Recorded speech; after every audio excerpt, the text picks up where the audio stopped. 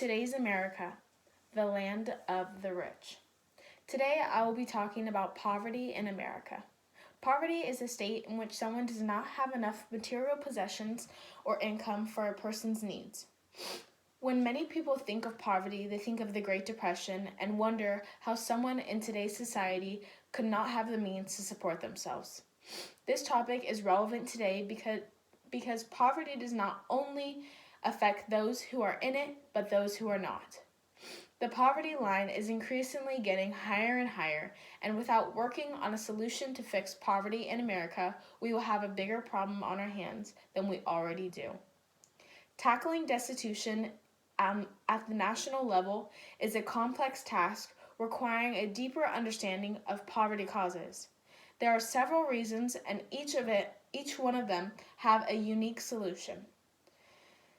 I am credible on this topic because I have done many hours of research, and I have seen and met many people who have been and are still in poverty. In this speech, I will first talk about the effects of poverty on America, and then I will talk about how we can fix the impoverishment of so many Americans, and lastly, I will give positive effects of my solutions to this devastation. The people in this nation that are in need of help are not being heard. People who are poverty stricken need stable jobs and wages that will help them support a lifestyle in which they are not living paycheck to paycheck. The official poverty rate is 12.3%, based on the U.S. Census Bureau's of 2017 estimates. That year, an estimated 39.7 million Americans lived in poverty, according to the official measures. The poverty rate is largely based on the amount of money minimum wage jobs pay. In 2017, the federal minimum wage was $7.25, and the estimated living wage in 2017 was $16.07 before taxes for a family of 4 with 2 working parents. How does our government expect their people to survive and take care of their families without enough money? Along with financial difficulties, many people who are in poverty face daily humiliation and disrespect. Not only do the people face the poor people face ridicule from their wealthier counterparts, but they also face it from their government.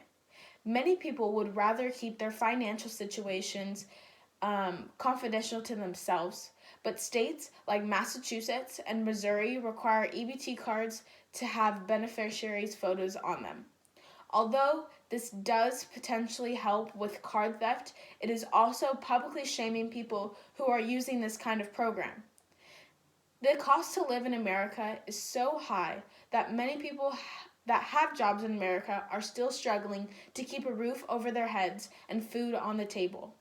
Even when people are courageous enough to go in and ask for help, they are penalized and humiliated at every cost the government can get.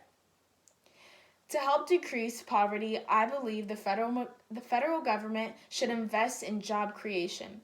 Creating more jobs in infrastructure, developing renewable energy sources, and renovating abandoned housing would not only improve unemployment, but it would also strengthen neighborhoods and boost the national economy. By creating a multitude of jobs, this would lower the poverty rate. The employability of Americans needs to become easier by giving people jobs that require no college and less training will allow for greater employment rates. According to Investopedia, a widespread increase is disposable income leads to increase in stock valuations and therefore increases the overall value of the stock market. When disposable income increases, households have more money to either save or spend, which naturally leads to the growth of consumption. By adding these changes, it will not only allow people in poverty to flourish, but it will also allow the economy to flourish as well. This means by helping people who are in poverty, you are also helping the country as a whole. The creation of jobs and the increase of the minimum wage cannot be done in the snap of a finger, but they are great steps and good ideas to think about when taking steps to fix the problem at hand. The main problem is that many jobs are not being created because they aren't needed. We live in a supply and demand society. So if jobs aren't needed for the demand, they are not supplied.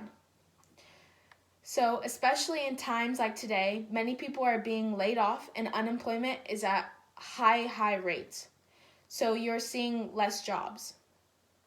My solution to poverty will create many benefits for not only all Americans, but people like you and me. When people envision poverty, they first see an adult who's out of work. But what people tend to forget is that for every adult and parent out of work, there are children who are also in poverty. In 2017, nearly 1 in 5 children were in poverty. Children who grow up in poverty are at risk for lower cognitive development and are less likely to attend college. By producing these positions in the workforce, we can help kids get out of poverty and give them a chance at an opportunity that many people like you and I take for granted. Another positive to my solution is that fixing poverty will help decrease the rate of homelessness. Homelessness is something that directly affects us all, no matter what state we live in. But mainly in California, living in the Bay Area, there's a lot of homelessness. Going to school here, I am pretty sure we have all seen someone who we have suspected to be homeless. That is because the homeless population in the Bay Area in 2017 is roughly 28,200 people. Having jobs with less requirements would allow people with no experience or resume to get a job. In relation to decreasing the homeless population, it would be more cleanly for our country. With a pandemic outbreak like the coronavirus, getting people off the street, like trash and belongings, and getting them in housing would lessen the risk of someone catching this horrible disease. Poverty affects tons of people in this nation, and there are many ways to fix it. My mandate is that we create more jobs that need less education and less training, along with the increase in federal minimum wage, which would give more Americans a real fighting chance. Poverty in this country is present for many reasons, but there are many solutions to each problem. But in order for things to change, we need to want to change them. I now put the future of America in your hands. If you care about the people of America, your fellow Americans, you will fight to do what you can to help the government change policies to help decline poverty. Make America a land for all people, not just the rich. Thank you.